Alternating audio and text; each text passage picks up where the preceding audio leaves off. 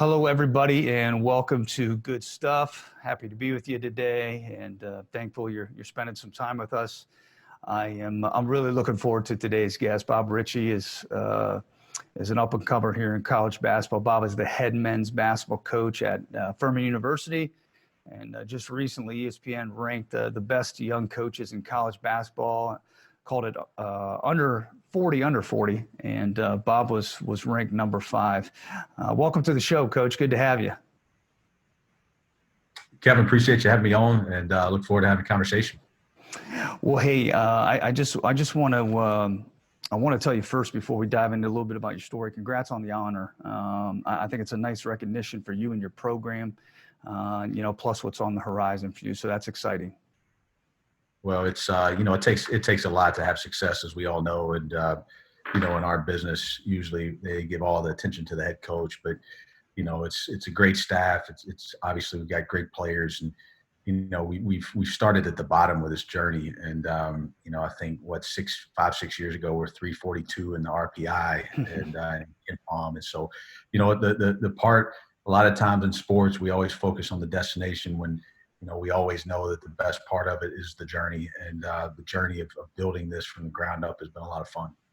Yeah, that's great. And I can't wait to hear what you have to say about all that. But for those of the people that don't know you, we kind of start off by just, giving them an idea of your path up to this point. So, take us back to as far as you want. I know you're younger than I am, so you don't have to go that far back, but take us back to kind of where some of this started, whether that's playing days and then obviously with what you're doing now, of course. Yeah, so for me, I was a Division II player and finished my playing career at North Greenwood College. And, I always wanted to go into coaching, but wanted to make sure that it made sense. And, I majored in business and had a minor in accounting and was fully prepared to go get my MBA. And it was about 2006. I was getting done. And I just basically set out to say, hey, let me go see the best GA opportunity I can get. And then from there, I'll do that for 2 years and then figure out, do I want to continue in the coaching or do I just want to go into the business world? And I knew my passions could do well in both in terms of what I like. The entrepreneurial side of things really interests me, but also coaching and having an opportunity to be a head coach at some point was very interesting, but the path can be tough, as we all know. And so I was going through this whole process, the whole thing you always hear, 8 different camps that summer and, just talking as many coaches I could and living out of my car. And, I got to the end of the summer and had some GA opportunities, and Barkley Radeball called me. I was actually on vacation with my fiance at the time, who's now my wife, Jessica, and we got 2 kids together. But we were at Disney World, and he called me and he said, "Hey, look, I'm gonna have this opportunity come available. We're gonna add an ops spot, and it's gonna be new. It's not gonna be a whole lot of money, but would you be interested in it?" And I thought at that point, do I go be a GA or do I go ahead and get real work in? And he kind of sold me on that, the opportunity to do some things that could translate quickly at 23 years old. And so I took the job, and a week later he called me back. He said, "Well, my third assistant just took a junior college assistant job, and you haven't even shown up yet, and I'm gonna bump you up." And I was a little nervous, but he told me, he said, "I want somebody that I can pour into and that I can kind of start from the ground up and just come willing to work, and let's see where this takes you." And so that was kind of my break, my break that I got to start early. And I think in this business, sometimes that's critical. And so I'm going to spend a lot of time on this part because I think this is critical to where I'm at now. And I think the people that are listening to this, I think this could be beneficial. But I got to my job, and I found out basically I was going to be third assistant, but there was going to be some operational duties. I didn't know the difference at the time. I'm just there. And I'm going to have film exchange, which at that time you actually had to do the FedEx slips, and you actually had to go to the post office and do all that. And then I was going to have basically a lot of the film, and then I was going to have travel. Those were going to be my 2 big rocks to start. And so as I started doing that, I was doing travel, I was doing film, and we got all the way to Christmas, and we're going to Vegas. And I've got to do this 9-day trip. We're going to go play at Southern Cal. We're going to play at New Mexico. And then we're going to fly to Vegas and play 2 neutrals, and we're going to come home. And we played our second money game. We actually played well at the pit. And and Barkley tells me, he says, "Hey, Bob, I want you to fly out before the team tomorrow and go ahead and get to Vegas early and make sure everything's situated." And so I wasn't too happy about it. I had to get up at like 6 o'clock in the morning and take the flight to Vegas and be there by myself and get this thing figured out. But when I got to the airport, the New Mexico team was there. And I got to meet Dwayne Broussard, who's now an assistant at TCU, who I'm still close with. And it was a Southwest flight, and we ended up sitting by each other. And I'll never forget it. We're way up in the air. And he said, "Bob," he said, "how's recruiting going?" I said, "Well, I don't really know." I said, I don't recruit." He said, "Really?" He said, "Why don't you recruit?" And I said, "Well, they haven't really asked me to." And he said, "Well, let me just let you know, nobody's going to hire you because you do good at film exchange and that you do good in travel. And you need to get home and you need to figure out how to recruit. And who cares if they ask you to do it? You just got to go do it because none of us can survive unless we're recruiting." And so that was my first year. And so I went that spring and had actually was able to be the primary recruiter on two of the signees, Jamarco Warren and Toby Bailey. And it kind of set the tone for my career in terms of, we have an 800 seat gym. They haven't asked you to recruit. You got all this other stuff you got to deal with, you got to manage, but you just got to go get it done, right? Like there's no excuses. Like you got to go figure it out. And it wasn't like my office. If you've ever been to the Buck Dome, it wasn't even in the office. It was on the ledge. It was actually in the gym, and there were kinesiology classes being taught while I was sitting at my desk. And like I didn't have internet at my desk, right? I didn't have a phone line. Like I had to wait for the other assistants to go home to slide in their office and use their internet and use their phone. And so I tell you all that to say this, like it all seems great now, right? But there's hard times in this where we have to figure it out, and we've got to dig and we got to scrap, and you've got to do things that you're not being asked to do. And those were the thankful days for me. And so I ended up being there for 5 years. I worked my way up to associate head coach when I was 27 there. And we got that program on track. And then I came to Furman. I worked for Jeff Jackson for 2 years. My wife was from Greenville, so to come back to Greenville, it was a great opportunity for me. And they decided to make a coaching change, and it's just funny how it works out. Like Nico and I didn't even know each other, but we had some mutual friends, and he made the decision to retain me. And I worked with him for 4 years. We had a great working relationship. He and I really understood each other and knew each other's strengths and weaknesses well. And I feel like we did a good job playing off of those on each other. And then he got the Drake job, and I was 34 years old, and I got my opportunity. And the Lord blessed me with a bunch of good people in my path before me. And I felt like I'd put a lot of time into preparing for the moment. I've made a ton of mistakes since, but the interesting thing about me is, 6 of my 11 years as an assistant, we were in the 300s in Ken Pom. And I had to learn a lot from losing. And I think that a lot of times people let that demoralize them, whereas I tried to bring a determination out of me to learn and to grow from it, and to really spend a lot of time figuring out ways to get better. And we still use a lot of that stuff today in our program as we continue to push forward. Yeah, what a path. I appreciate you sharing all that with us. And I'm going to touch on a couple of those things, but I had to laugh a little bit, Bob, because that just takes me back to when I'm in mid-20s, and you're just doing whatever you can. I mean, I remember when they hired us at Notre Dame, it was like, hey, here's a phone, here's a desk, and go. And I just kind of termed the phrase "find a way," and it was like that was something I always use with the players, no matter what it is, just kind of find a way. You have had a lot of success, though. It's no secret as a player, in high school, and then of course with your college career, and then as a coach. Like, for people that have had it, I'm sure they can sympathize with what this answer will be, but maybe some people that are looking for it still, what do you attribute that to? Is there one thing, or are there a couple things? First of all, I think that, success, there's a lot of different factors to it. And I think that for me, I don't always view as what of my successes and what I've attributed that. A lot of times I fixate on the things that I haven't done well at, and it's my fight to improve those, and my search for the right answer in those tough moments that I think allows me to be in a position to turn that into a so-called success. And I don't sit around a lot and say, hey, this is the path, and this is how we've done it, and this is how we've created it. I think for us, I think having an identity is huge to success. I think we've spent a lot of time in our program creating that and making sure that we're convicted in that and staying with that. I think a lot of times, we try to go mimic success in Mm, coaching. And I think, for me, I think you're only going to be the second best version of what you try to replicate. And I would rather try to be the best version of what we want to be here and be convicted in how we want to do it.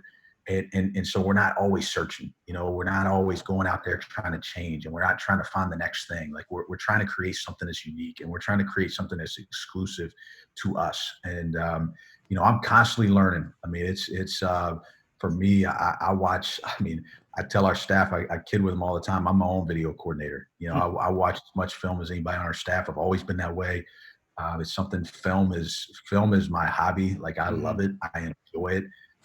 It's not something that, it's one thing with younger coaches, and any younger coach that's watching this, it's a fear of mine in coaching. Like we have people that don't enjoy film. We have people that are trying to find shortcuts in film, and how can I just get the clips? You learn it through the study. And right now, like I'm going through our postseason analysis. I've got 8 different personal studies I'm doing with our team, off Wow. of our game film. And I'm in game 24 right now. And it takes me 2 days to do a full game. And I'm doing all this stuff because I want to learn, and I want to learn from really, a historic year for us, but there's still a ton that we can get better at. And so I would say the desire to learn would be huge. But also, I'm a little stubborn. Anybody that knows me, I do, once you learn and you figure out, hey, this is the way we want to kind of do it. I'm a pretty convicted individual, and I feel like I've got a unique ability to stay the course, and continue to get others around us to stay the course as well. Yeah, that's great. I know I'm the same way. I love film too. Now that I don't watch film and I'm not coaching, I don't even know what to do anymore at night or any of those things to try to fill it. But you mentioned a little bit earlier about failure. I love it. I think that, for me, I try to convince, we have 3 boys. Dad's failing every day. Am I embracing that? What am I doing with it? Am I learning and getting back on that horse, so to speak, and riding it? You said earlier that it's a big part of everything, and you're trying to remember that. How are some ways, like you would suggest to people, do you have specific stories, or is this just kind of an ongoing thing for you that you are personally and your staff and players are embracing? Yeah, I mean, I think my whole life, I was fortunate. My dad was a physician, and my parents really instilled work ethic in us, and they really instilled faith in us. And I think those 2 pillars alone, Mm, right there, if you have a great foundational yeah. faith, for me as a Christian, to understand that, failure is a part of it. We're just Amen. we're flawed beings, and I think just understanding that, and just understanding that that's where it all starts, right? We don't start in this idea that, hey, we got it all figured out. We start in this idea that we're flawed, and but I think with that, this idea of work ethic, that even through our failures, that we can work to improve. And I think sometimes where our ego gets in the way of our failures to a point where we want to make them disappear. Like we just don't want to embrace them. We don't want to evaluate them. We don't want to examine them. We really want to try to figure out a way to excuse them, right? And I think there's power in the ability just to examine those failures and to just say, hey, you know what? I don't have it all figured out, and we screwed something up. But if we take this time to figure out what did we mess up, is that going to allow us at that point to now figure out what's the best way to do it? And I think failure to me is another way to start it, maybe a little bit more intellectually, right? Yeah. And so Right. now I get another opportunity to figure it out. And I guess maybe that's what I would say. Like I'm not necessarily afraid of it. I'm Yeah. not afraid to fail if I know that my passion, my commitment, my work ethic, that they're in line to a point where we're going to keep going, right? And I think for me, I'll tell you this. I had a lot of failure in my college experience, and and a lot of that was because I didn't know how to handle adversity. Yeah. Everything had been perfect in high school. Like I said, my dad was a physician. We weren't lacking for anything. I played basketball all the time. I was the best player on the team. And I get to college, and it's just adversity at one after another. And I didn't know how to handle it. And my Mm, answer was to change. My answer was to transfer. And as I got out of college, I realized, like, that's not the right path. yeah. Like it helped me get to where I was at that moment, but it was something that I had to change, and I had to change it quickly. And when I was at Charleston Southern, I remember it, and I've done this even at Furman. I'll give you two things that I think would help everybody with that. in the coaching world, like we're always looking for what's next, right? Yeah. And sometimes in life, we're always looking for what's next. When I was at Charleston Southern, after my second year, I got offered an opportunity at a Southern Conference school, and it was more money than I was making. And everybody in my circle told me it was a no-brainer. And it went back to, we're not done. Like this is not a time where I'm supposed to leave because we haven't completed what we've started. And so I stayed. And at the time, it didn't make any sense to anybody, right? But when I left, we knew we just won 16 games. We knew that we had great recruits coming in. We knew we were set up. They went on to win 2 league championships right after that. We knew that the program was in great standing. And at that point in time, right, I felt like it was an appropriate time to leave and go to another journey. Same thing at Furman, right? I'd been here 2 years. They let Jeff Jackson go. And I'd been a part of 2 recruiting classes, right? Stephen Kroon, we signed him. He ended up being Player of the Year in the Southern Conference. Chris Acox, we signed him. He ended up being all conference. And I had another opportunity, more money, a better situation. And everybody in my circle said, you got to go do it. You got to get out of there. They just fired y'all. And there was a burning conviction in me, like, I want to see it through. Like, I don't care what anybody's saying. Like, this is where I'm at. And this is not done. And, I feel like we lose a lot of blessing at times because we're always chasing, right? And we're not completing. I think the idea of saying, hey, you know what? I want to complete this, right? And we've lost that in coaching a little bit. And to be honest with you, Kevin, that school 2 years later, they let their coach go. And am I a head coach at 34 years old? If I take that position that everybody, all my mentors told me to take, there's no chance, and I feel like that sometimes when you go through those failures in life, when you're just so quick to change and you're so quick to move, I feel like you lose some reward. You lose opportunity to learn. You lose opportunity to grow because you just want to relieve yourself. You just want to, hey, I got to get away from this. When sometimes you just you almost need to marinate in it a little bit, and you need to continue to see the process grow to completion. And then, okay, now what's next? Right. And I feel like that's been a huge piece in my career when I look at those 2 moments when a lot of people told me I needed to run, me staying and me completing the task prepared me in the seat that I'm in now. Yeah, well, I love that, Coach. I think that is very commendable, and amen to that. That resonates, too, at times, whether it's that ego or that pride, like you mentioned earlier, seeping in there. To me, that ego is that edging God out, and making sure that doesn't happen in my life when it's happening. But sticking to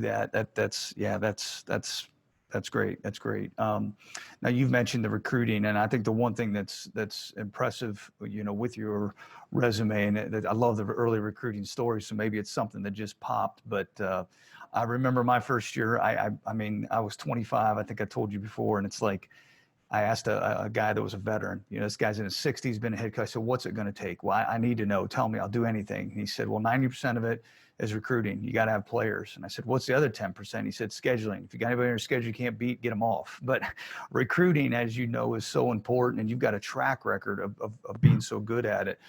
What's the secret sauce there? This could be a business leader listening that wants to, figure out a way to hire better people, to fit them and what they're doing. What are some things that you would suggest, in that recruiting world that would translate over, or, just for the other coaches right now that are listening? Yeah. So, I'll be honest, I've evolved in this category a lot in my, 14-year career. I think if you would have caught me at 26 years old, I would have said, hey, you got to get the best players you can get. You got to go try games. And it's all about talent.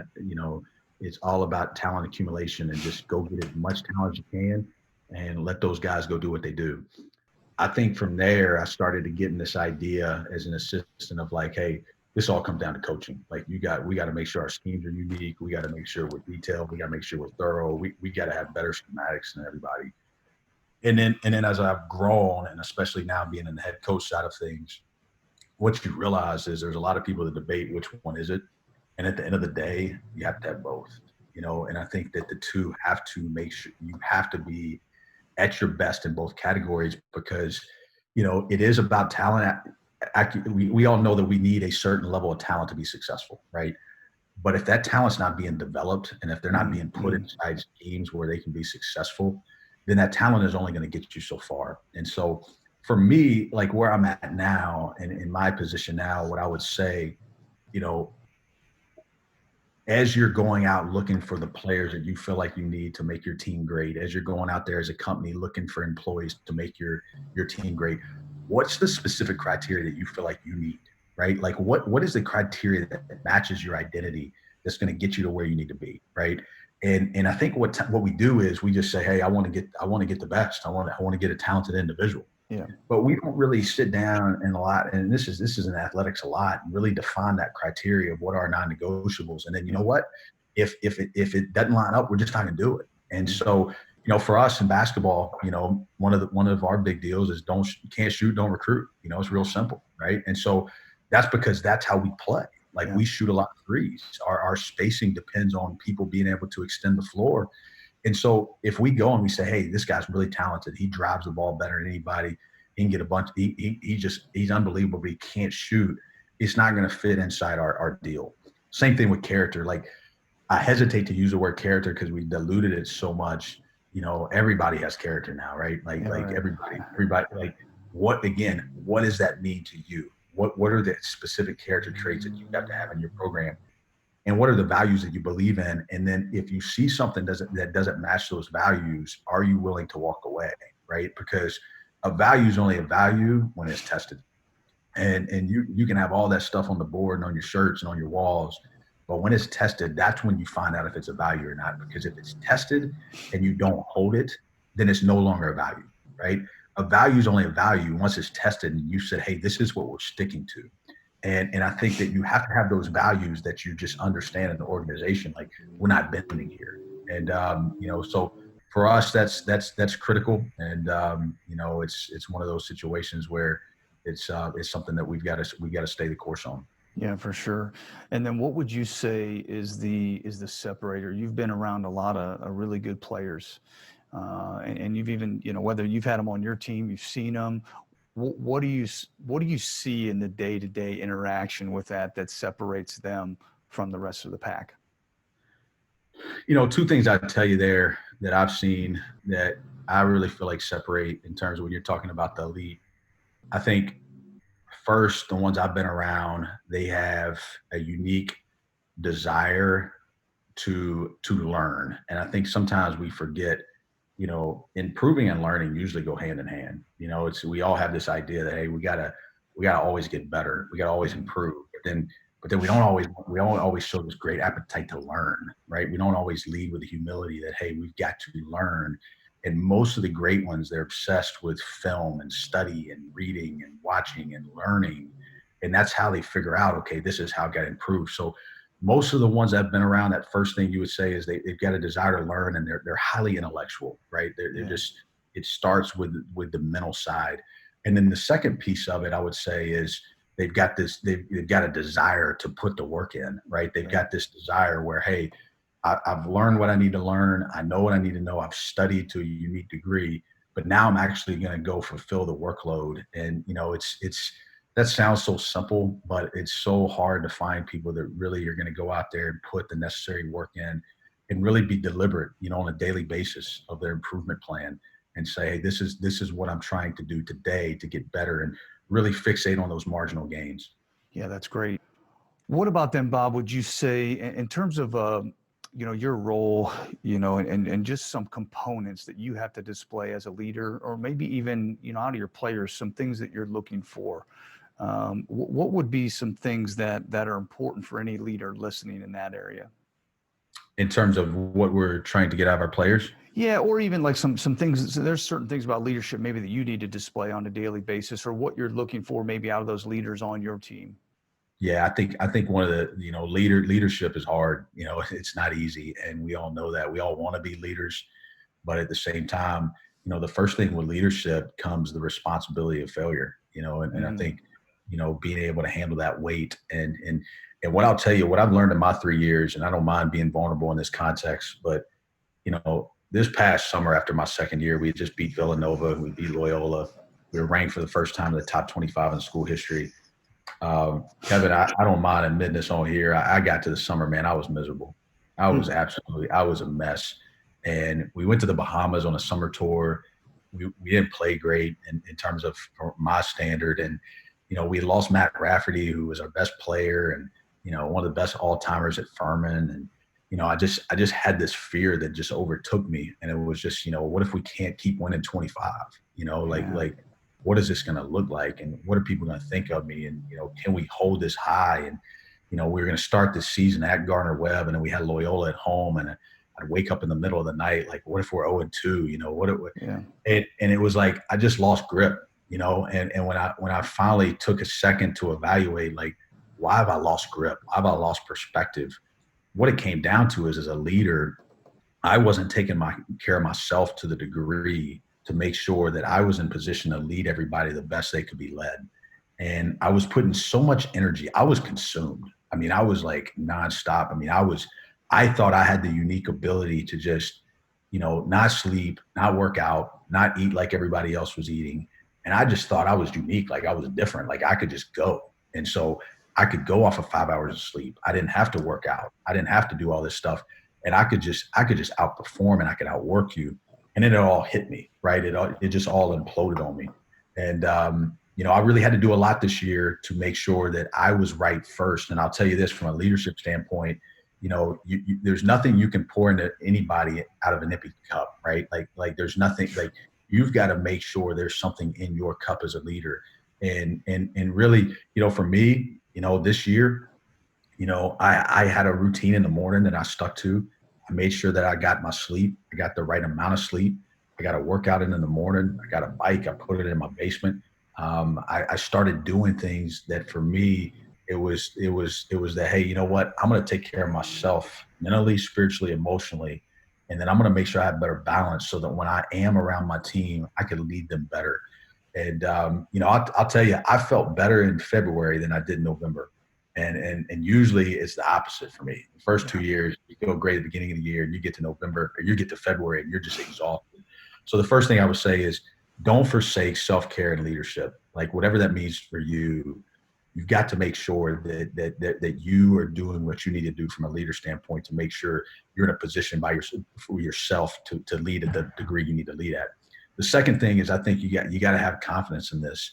I think that's a critical component to leadership, is you've got to be convicted in the way, and then you've got to show that in every single area, right? When you walk into your staff meetings, when you walk into film, you walk into practice, everybody's got to see leadership and conviction and confidence in you, because they're looking at you for that confidence, right? Like, if you go out there and everybody thinks you're going to lose the game, and they see that and they feel that in you, then all of a sudden that's going to pull the belief down of your team and your players. And we really, really try to make sure, for me individually, that I'm leading the way there. And I think, again, as we talk about this, confidence, perspective, it all goes hand in hand. Like, if I'm walking around thinking, hey, if I lose this game, they're all going to try to run me out of here, and I lose perspective, well, it's really hard to have confidence, right?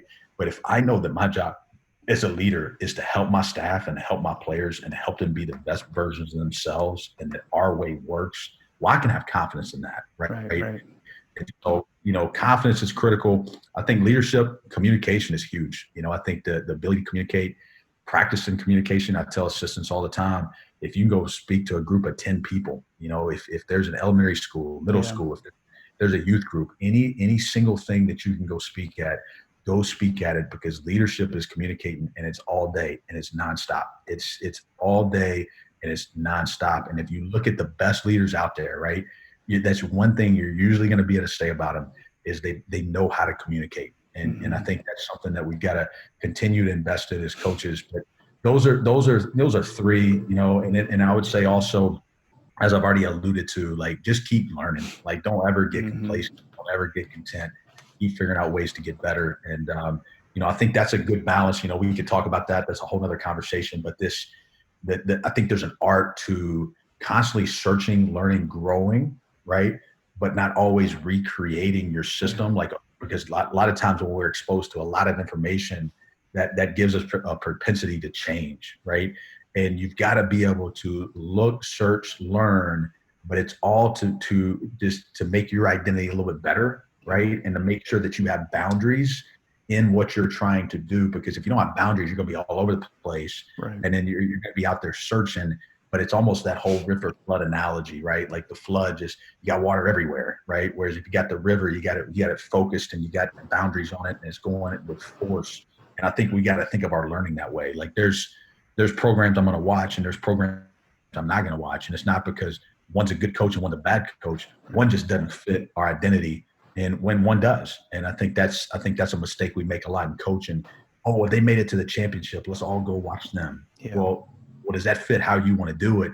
And because if you do it that way, you're going to have to change everything. And is that the best thing to do? Sometimes that can get a little bit out of balance. Yeah, I love it. And I appreciate the transparency there. I can definitely sympathize with some of that for sure, especially being, like I said earlier, younger when you start out and not understanding some of that. The culture, I mean, obviously that's the biggest buzzword. I think you guys, there's something there about further the man. How do you build it? And more importantly to me, I want to know, how do you sustain it? Yeah, I think it's got to be daily. I think that's the funny part about culture. I'm about to quit using the word because it's so true. It's so often used and really misunderstood.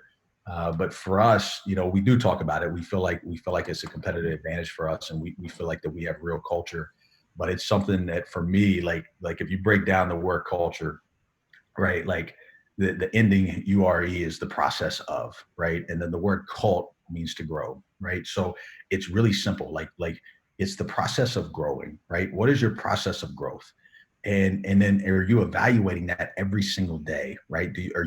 And for me, like culture is good, but like I almost like to look at it as just, do you have an environment of growth, right? And so like you think of plants, right? Or they have the proper sunlight? Are they in the right spot, right? Yeah. Like, and so that's culture to me. Like, am I evaluating my program to make sure that when people enter our facility, our rooms, our gyms, do we have the right proper environment for growth? Because at the end of the day, that's what we're all trying to do. Like, we're trying to grow people. And if we can grow that person, which is our whole Further the Man program, then I'm a full convicted believer that the byproduct of that is going to be a really good player. And I think that's where this all starts. So for us, like when you come in our facility, it's not all about, like, there might be days you come and you look at practice and you're like, well, they didn't necessarily do a ton, right? Well, we might have been in film individually for 45 minutes that day, and they might have had individual shooting workouts already. And because of we wanting to have an environment of growth, maybe we're not pounding them that day, right? Maybe there is some intentionality to the amount of physical load that we're putting on them. But that's also going to continue the appetite of, hey, I want to continue to improve. I want to continue to get better. And so, for us, it sounds a little, cliche, but you'll see it on all our stuff, all den. Obviously the Paladins is our mascot. And so the idea of all people being involved and giving our all and making sure that we have that passion. But the den part is just an acronym for us, and it just stands for Deliver Improvement Now. And it's something that I really believe in culture, and you can phrase it however you want, but we all say, best version of ourselves, and we all say we want to get better. Okay. But when you study success, everybody wants to improve. Okay. Everybody has good intent, right? Like, have you ever met a person that didn't want to win? Yeah, right? And it's just like, and it sounds really direct, right? But losers have goals too, right? Like this idea that, hey, just have a goal and then you'll go get it. Like, it sells books, but it's not reality, right? And so we can't stop at just improvement. We can't stop at the desire to improve. We got to have that bookend piece. So the deliberate aspect of it is, do we have a plan, right? Is there an intentionality behind it? What are we actually trying to get better at? And are we focused on that? Is it written, right? For us, we have player individual plans that we go over quarterly. And these are the three things that we're focusing on right now. This is what we're focusing on basketball wise. This is what we're focusing on character wise. This is what we're focusing on culture wise. And we look and review that every quarter, right? And so that keeps our improvement deliberate. Okay. The player knows what we're trying to get better at. All the coaches know what we're trying to get better at. Everybody in the organization knows. And a lot of times it's reducing that to three things and boiling it down to the basics.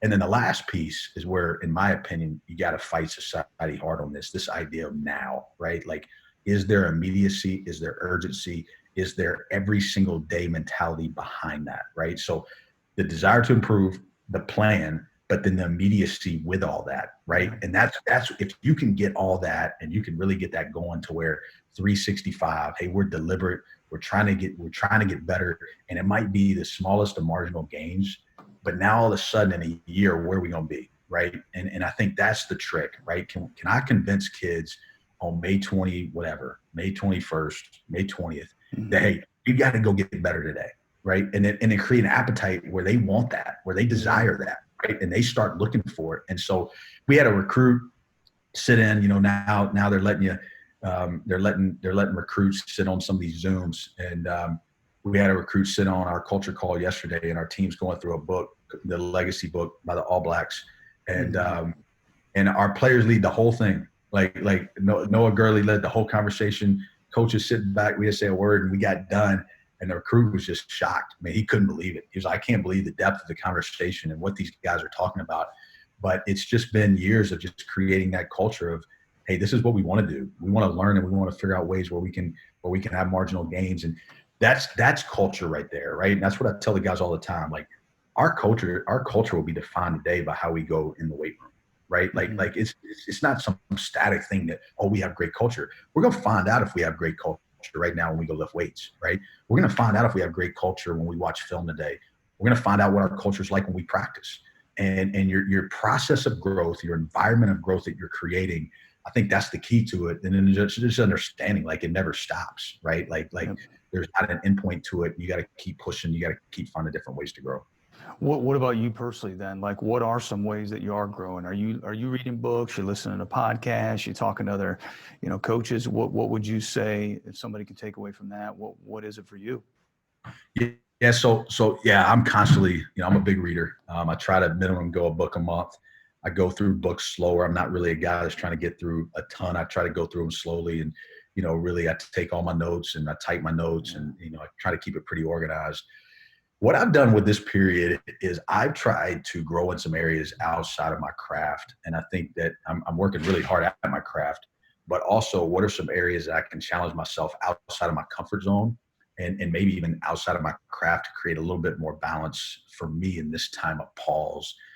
And now, look, I'm working my tail off in all other areas. It's not, but it's more of what I'm bookending. So when I wake up, I try to be a little slower. I wake up earlier, and I try to focus. I try to read something. I try to have a little bit of a quieter time where I can have some time to get organized, get my thoughts right. And usually my reading in the morning is going to be more personal. It could be, I read a book with my wife right when this all started called Cherish, and it was a marriage book, and it's not that our marriage is any worse, any better than anybody else's, but I know this, it can always get better. And so I'll use that time. I read a book that it's really still got me a little shook in some ways, but for me, like, I want to read books that challenge some of my struggles, right? And I'm always looking, and I'm trying to be self-aware. What are some of those character traits for me that are maybe strengths that could be weaknesses if they're not controlled? And so I read this book called The Ruthless Elimination of Hurry. And it's a Christian-based book. It's written by a pastor in Portland. And it will mess you up. Okay. It will absolutely mess you up. And it's made me, it's basically like, hey, we got to get hurry. We got to get hurry out of our life, right? Hurry is creating all the stress. Hurry's breaking down families, marriages, companies. It doesn't mean that we're not going to be busy, right? But how do we eliminate hurry? And he goes through these ideas, right? And the first one is silence and solitude. And it's really interesting. And I know I'm getting off on a tangent, but I think this is good for all of us as leaders, and especially type A people like myself. It doesn't matter if you're a Christian. It doesn't matter if you're Buddha. It doesn't matter if you're a secularist, whatever you are right now. Okay. Whether it be a quiet time, whether it be this idea of mindfulness, right? Where everybody's searching for this silence that none of us are really spending enough time in. Right. And so we're all so busy. We wake up and we just get going, and we get home and we go to bed and we do it all over again.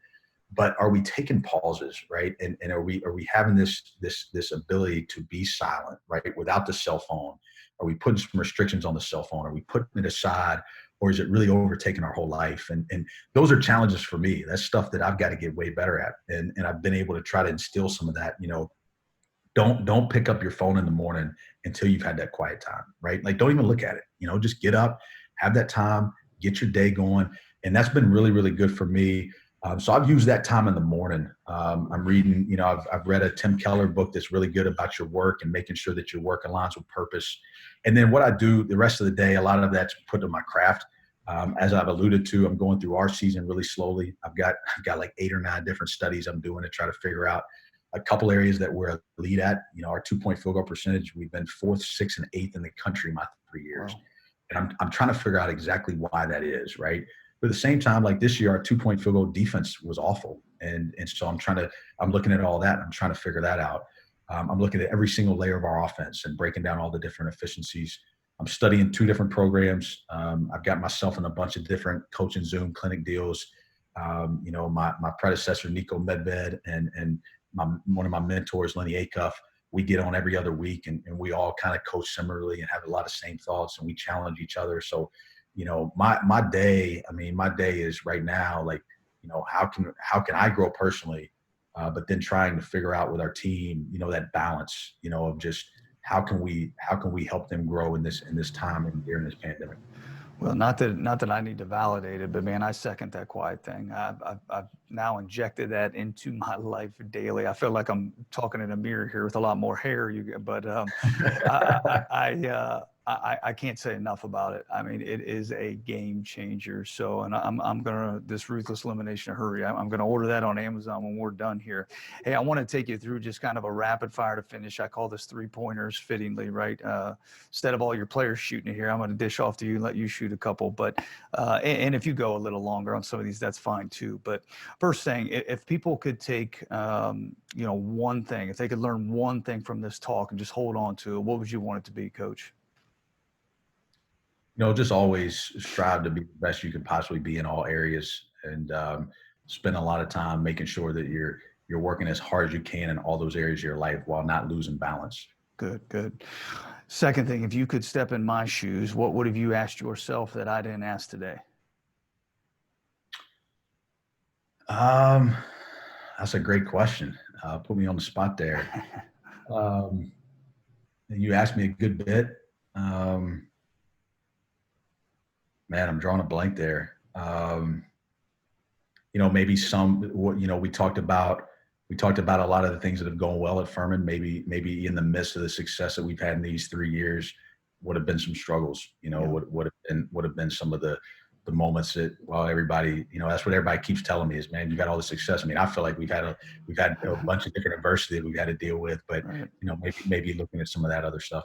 Got it. Yeah, good one. And then finally, the name of this, and just something I've always said is good stuff. Is there, what can you give us in closing? Some good stuff, whether it's for this time, just in general. What would you say to that? Some good stuff. Yeah, I mean, I think like I've alluded to in this talk, like we all want to be the best we can be, but at the end of the day, in coaching, we're all chasing moments. All right. And those nets that we want to cut down and those rings that we want to get, they're great, but it's a moment. All right. It's just a moment. It's going to be a great day and a great night. And it's going to be a moment that we're always going to remember. Okay.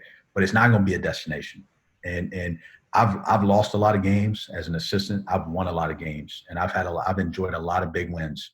But this idea that there's ever a quenching spot is just a fallacy, right? We're never going to be quenched. Okay. And desire is something that is going to continue on and on and on. Right.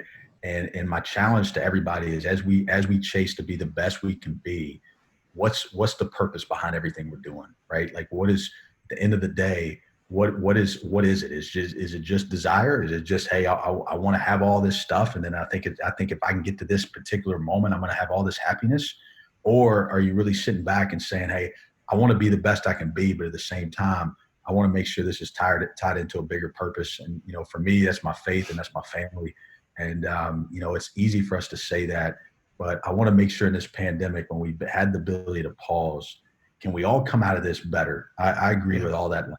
Like, hey, we got to come out of this better, but can we also come out of this more connected? Can we come out of this with better priorities, and can we come out of this with ability to love better and make sure that we continue to chase and pursue, but we bring on the people along that matter, and we don't forsake things. And when we look back at the end of this, that we regret.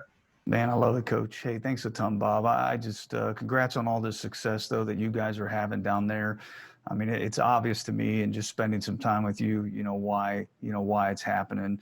I wish you nothing but the best, and just hope I can, find a way to stay connected here. I know this morning I was talking to Coach Shy, and I told him I'm going to get down there sometime. I used to visit him in Florida. Now that he's not coaching, I can ride around with him, and maybe we can stop in your gym together and just check it out. I'd love that. But thanks so much for taking the time and all your insight. There's going to be a lot of people that benefit from this today.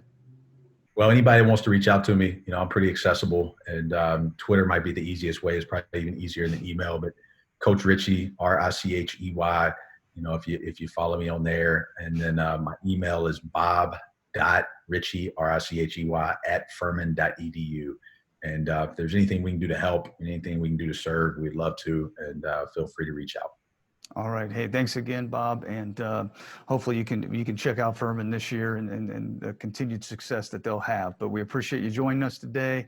Continue to find ways to take these, these nuggets and all these things that everybody's sharing with you here and apply it to your life in some way, shape, or form that fits. So till next time, good stuff.